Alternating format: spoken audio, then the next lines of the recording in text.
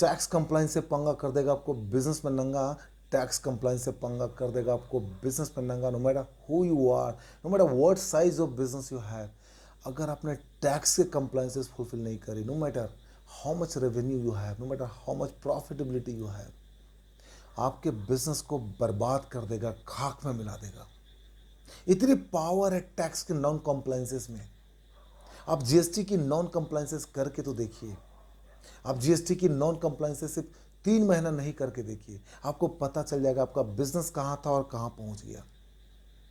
तो इसीलिए मेरे दोस्त, ये बहुत इंपॉर्टेंट है। आप किस सेक्टर में हो फर्क नहीं पड़ता है, किस लेवल में हो फर्क नहीं पड़ता है। What is important here is to make sure to fulfil the GST compliance, to make sure to fulfil the tax compliance.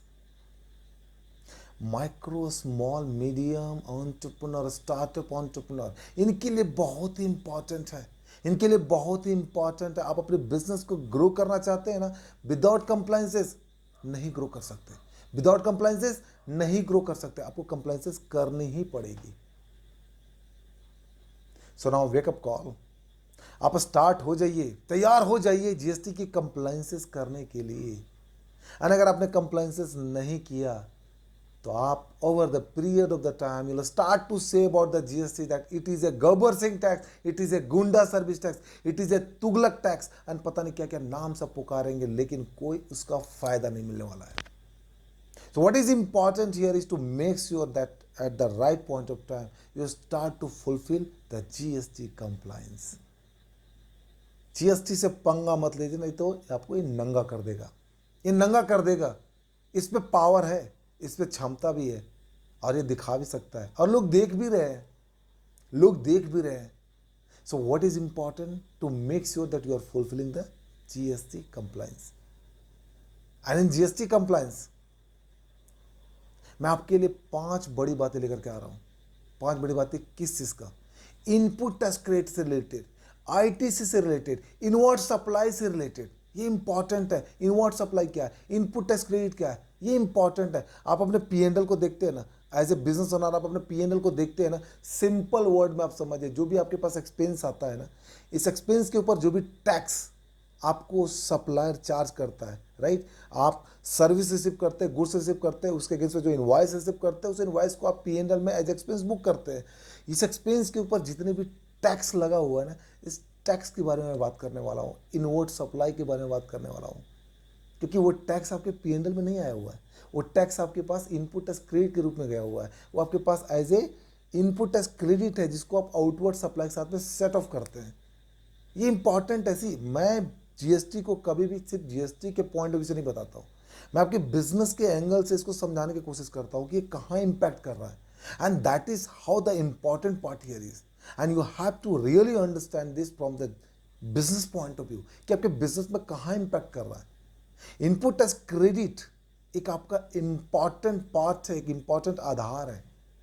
तो आपको ये 5 बड़ी बातें input tax credit inward supply से रिलेटेड ध्यान देनी है। और अगर आपने ध्यान दिया तो आपके पास कम से कम नोटिसेस आएंगे और आपका बिजनेस बढ़ेगा, आप खुशहाल रहेंगे, आप खुशहाल रहेंगे। ये इंपॉर्टेंट है। वीडियो अच्छा लग रहा है, वीडियो को लाइक कीजिए, आगे फॉरवर्ड कीजिए, सब्सक्राइब कीजिए, लोगों तक बताइए, पहुंचाइए कि जीएसटी में ये इंपॉर्टेंट है। अगर आप ये नहीं करते हैं, आपके पास नोटिस आने वाला है, लोगों तक पहुंचाइए, ये इंपॉर्टेंट है।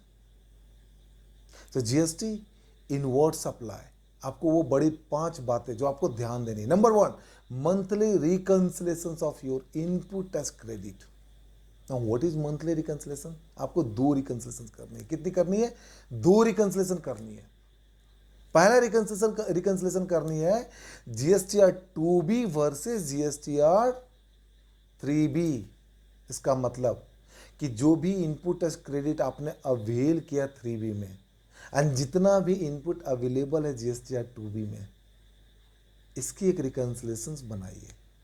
इसकी रिकंसिलेशन आपके पास होना चाहिए, that whatever the input that you are availing in GSTR 3B which must be match reconcile with GSTR 2B। और अगर आप ये नहीं करते हैं तो एक नया रूल इंट्रोड्यूस हुआ है, रूल 88D, जिसके कटघरे में आपके पास नोटिस आ सकता है, और ये इमीडिएटली नोटिस आएगा। तो तो आपको ध्यान देना है कि आपका रिकंसिलेशन जो 3B में आपके पास इनपुट टैक्स क्रेडिट है, तो आपको ध्यान देना है कि वो इनपुट टैक्स क्रेडिट 2B से ज़्यादा नहीं होना चाहिए, और अगर ज़्यादा है तो आपके पास रिकंसिलेशन होना चाहिए, आपके पास रिकंसिलेशन होना चाहिए। एंड दूसरा रिकंसिलेशन आपको करना है इनपुट टैक्स क्रेडिट का, जो कि है GSTR 2B versus books of account. जब मैं इस एक्सपेंस की बात करता हूँ, इनके सारे एक्सपेंस का जो ITC है वो आपके पास पड़ा हुआ है, इनपुट टैक्स क्रेडिट पड़ा हुआ है। ये आपके पास इनपुट टैक्स क्रेडिट का एक लेजर होगा जिसमें आपके पास इनवॉइस पर लिस्टिंग होगी, आप उसकी रिकंसिलेशन 2B के साथ में कीजिए। इसका मतलब कि whatever the invoice that you have receive against goods और services from the supplier, you have recorded that expenses in your books, and जो उसके ऊपर इनपुट टैक्स क्रेडिट बनता है, उस इनपुट टैक्स क्रेडिट को आपको 2B से मैच कराना है, उसको आपको 2B से मैच कराना है। एंड अगर रिकंसिलेशंस में जो डिफरेंसेस आते हैं, वो डिफरेंसेस आपको नोटिफाई करनी है, एक रिमार्क्स बनाना है। तो आपको रिकंसिलेशंस ऑफ ITC करनी है, जहाँ पे ये ध्यान रखना है कि GSTR 2B versus GSTR 3B का reco, and GSTR 2B versus books of account का रिको, ये 2 रिको आप बना करके रखें। With that, the second important point that you have to take care is about open ITC, open input tax credit. Now what do you mean by the open ITC? ये क्या होता है open ITC? जितने भी input tax credit जो आपके books of account में आ रहे हैं लेकिन 2B में नहीं आया, let's say books of account में आपके 1000 इनवॉइस है, 1000 ट्रांजेक्शन्स है, राइट, इनवॉइस है, डेबिट नोट है, क्रेडिट नोट है। ये जो आपके बुक्स ऑफ अकाउंट में है उसमें से कितना 2B में मैच करेगा, मान लो उसमें से 700 मैच करेगा, ये 300 जो ओपन आइटम पड़े हुए हैं, इस ओपन आइटम के ऊपर वर्किंग कीजिए। इस ओपन आइटम का रिकंसिलेशंस जो आपने बनाया हुआ है, अब आपका काम है आप अपने सप्लायर से फॉलो अप कीजिए, आप अपने सप्लायर से फॉलो अप कीजिए, उनको बताइए, समझाइए, हड़काइए, धमकाइए, डर दिखाइए, जो करना है कीजिए, लेकिन उनको बताइए कि ये वो इनवॉइसेज है जिसका आपने कंप्लायंसेस नहीं किया हुआ है, and if you have done the compliances then show me the proof, if you have done the compliances then show me the proof, so that proof will help you to know about that where the mistake is.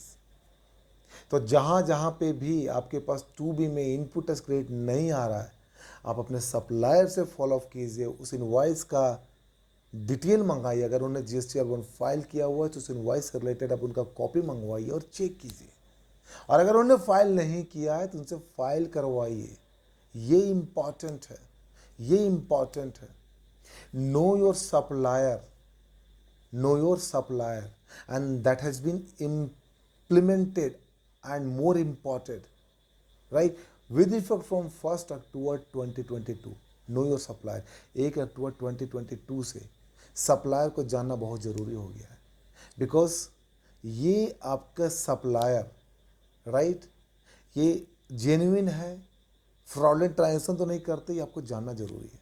तो know your supplier, and with that जो भी आपके पास open item है, उस open item के related आप follow up कीजिए सप्लायर से, उनसे टैक्स पे करवाइए, and then you start to take the input tax credit. ये इंपॉर्टेंट है। GSTR 1 एंड GSTR 3B दोनों करानी है। GSTR 1 अगर वो फाइल करते हैं आपकी 2B में आएगी, और 3B पे करते हैं तो आप टैक्स लायबिलिटी से बचेंगे। ये इंपॉर्टेंट है। Now the third point is, the third deliverable is the identifying the ineligible input tax credit.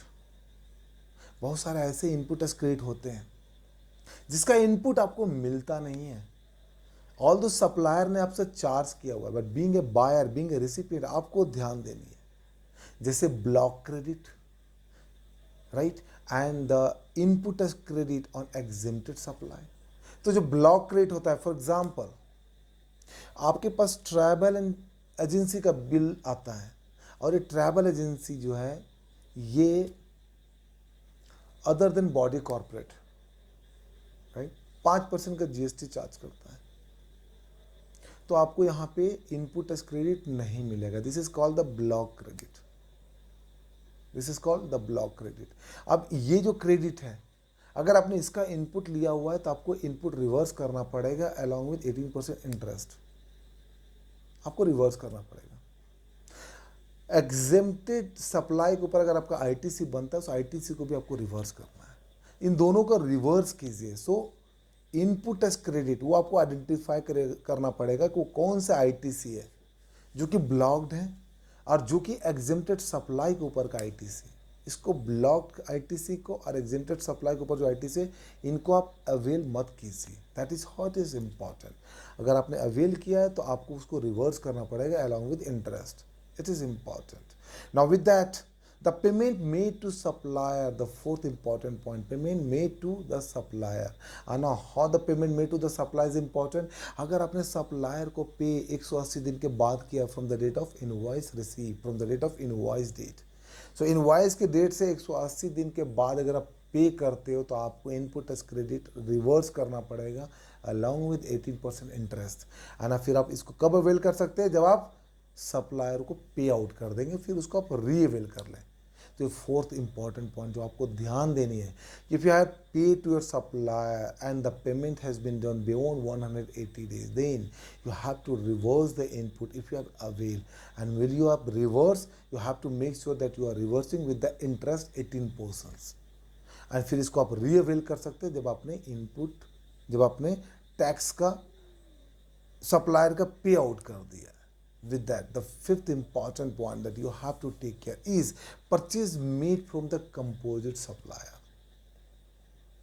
Purchase made from the composite supplier. अब composite supplier क्या होते हैं कि वो छोटे व्यापारी होते हैं, छोटे सप्लायर्स होते हैं, वो बिल के ऊपर लिख करके देते हैं बिल ऑफ सप्लाई, वो बिल के ऊपर लिख करके देते हैं बिल ऑफ सप्लाई, वो टैक्स चार्ज करते हैं बट आपको उसके टैक्स के बेनिफिट नहीं मिलेगा, उसका टैक्स का बेनिफिट आपको नहीं मिलेगा, वो आपके लिए कॉस्ट का पार्ट बनता है। तो ये 5 पॉइंट को आपको ध्यान देनी है। अगर ये 5 पॉइंट को ध्यान देते हैं आपको कम से कम नोटिसेस मिलेंगे, आपको कम से कम नोटिसेस मिलेंगे। Let's summarise this once again, what are those 5 point that you have to keep remember, and these 5 points are very important. The first one is the monthly reconciliations of the ITC, and the reconciliations of ITC is between the GSTR 2B versus GSTR 3B and GSTR 2B versus books of account. इसकी एक reconciliations बना करके रखिए। The second important point is open ITC. जितने भी आपके open ITC है follow up कीजिए सप्लायर से, उनको बोलिए GSTR 1 3B फाइल करने, एंड आप इसका इनपुट टैक्स क्रेडिट क्लेम कीजिए, आप इसका इनपुट टैक्स क्रेडिट क्लेम कीजिए जब सप्लायर ने GSTR 1 3B फाइल कर दिया। With that the third important point, identify the ineligible ITC, कितने आपके ब्लॉक आईटीसी हैं, कितने आपके एग्जेम्प्टेड आईटीसी है, आई मीन एग्जेम्प्टेड सप्लाई के ऊपर आईटीसी, उसको आप आइडेंटिफाई कीजिए, उसका इनपुट आप कंसिडर मत कीजिए। With that the fourth important point is the payment made to the supplier beyond 180 days from the date of invoice. अगर आपने 180 दिन के ऊपर पे किया हुआ है इनवॉइस की डेट से, तो आपको सुनिश्चित करना है कि आप इनपुट टैक्स रिवर्स कीजिए अलॉन्ग विद 18% इंटरेस्ट, एंड फिर आप उसको रीअवेल कीजिए जब आप उसका अमाउंट पे कर दिए, जब आपने उसको पे कर दिया तो आप उसको रीअवेल कीजिए। अगर आपने पे नहीं किया तो आप अवेल नहीं कर सकते हैं, ये इंपॉर्टेंट है। With that the purchase made from the composite supplier, जो कंपोजिट सप्लायर होते हैं छोटे व्यापारी होते हैं जिनसे आपने परचेज किया हुआ, वो टैक्स आपको तो लगाएंगे लेकिन आपको टैक्स के बेनिफिट नहीं मिलेगी। तो इन 5 इंपॉर्टेंट चीज़ों को आपको ध्यान देना है। अगर आप 5 इस बड़े मुद्दों को ध्यान देते हैं, इसके रिकन्सिलेशंस करते हैं, इसकी वर्किंग बना के रखते हैं, तो आपको जीएसटी की कम से कम नोटिसेस मिलेंगी। ये बहुत ही इंपॉर्टेंट है।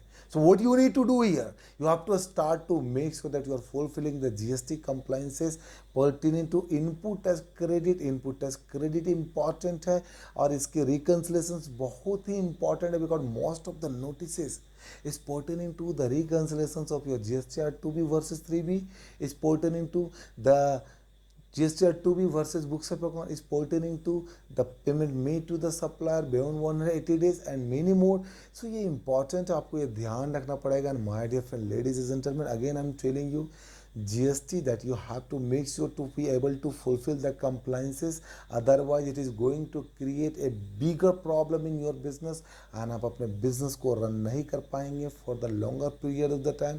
अगर आपने ऑब्जेक्टिव बनाया है कि आपको 6 महीना 1 साल तक बिजनेस को रन करना है, then you have the choice to not fulfill the GST compliance. You can go without GST compliance.